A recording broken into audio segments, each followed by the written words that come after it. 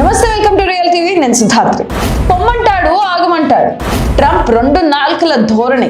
స్టూడెంట్లు ఉద్యోగులను పొమ్మంటాడు, వారు వెళ్ళిపోతే ఎలా అంటాడు. H1B రద్దంటాడు, మళ్ళీ ముద్దంటాడు. భారత్తో సున్నం పెట్టుకుంటాడు.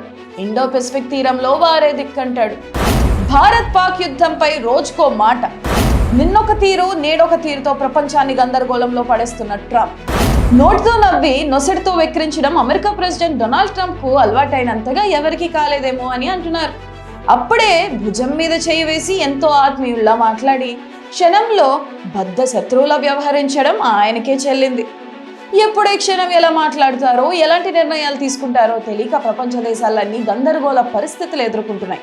అగ్రరాజ్యమైన అమెరికా స్థాయికి ట్రంప్ పరిపాలనా విధానాలు సరికాదనే విమర్శలు తీవ్రంగా వినిపిస్తున్నాయి. నిన్నొక మాట మాట్లాడతాడు, మరుసటి రోజు వచ్చి తుచ్ నేను ఆ మాట అనలేదు అంటారు. అసలేం జరుగుతుంది? ట్రంప్ రెండు నాల్కల ధోరణిపై రియల్ టీవీ ప్రత్యేక కథనం. ట్రంప్ అధ్యక్షుడైన తర్వాత ఆయన మాటల్లో స్థిరత్వం లేకపోవడం, తరచూ మాట మార్చడం, తర్వాత సర్దిద్దుకోవడం అలవాటుగా మారిపోయింది. ముఖ్యంగా H1B వీసాల విషయంలో కఠినమైన మార్గదర్శకాలు జారీ చేశారు.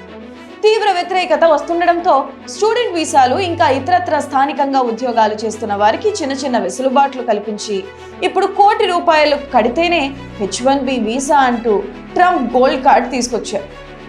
మొన్నటి వరకు విదేశీ ఉద్యోగులపై కన్నెర చేసిన ట్రంప్ ప్రస్తుతం మాట మార్చి వారి అవసరం ఎంతో ఉందన్నాడు.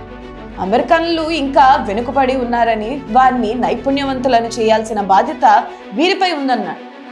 అప్పుడు వారికి అన్నీ నేర్పించి తిరిగి తమ దేశం వెళ్ళిపోవాలని సూచించాడు.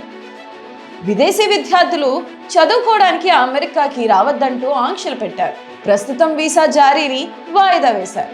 దీంతో విదేశాల నుంచి వచ్చే విద్యార్థుల సంఖ్య 17% తగ్గిపోయిందని అంటున్నారు. దీనివల్ల యూనివర్సిటీలకు $1 బిలియన్ మేర నష్టం వాటిల్లిందని అంచనా వేస్తున్నారు.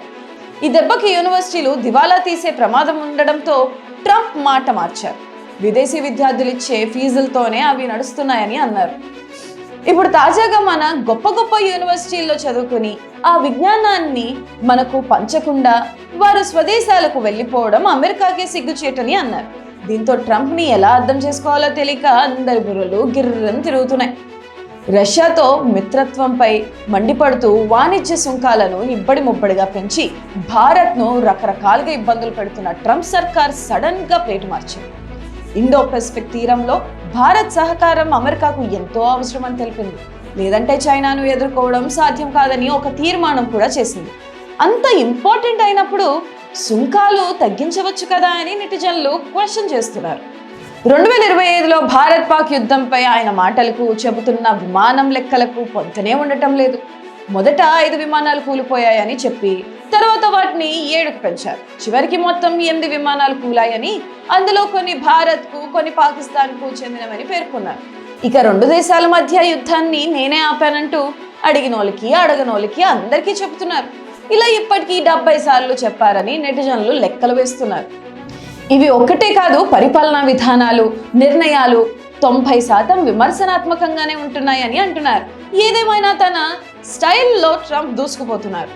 రాబో 3 ఏళ్లలో మరిన్ని సంచలనాలకు, వివాదాలకు తెర తీస్తాడోననే ఆందోళన సర్వత్రా వ్యక్తమవుతుంది. చూస్తూనే ఉండండి real TV. Thank you for watching.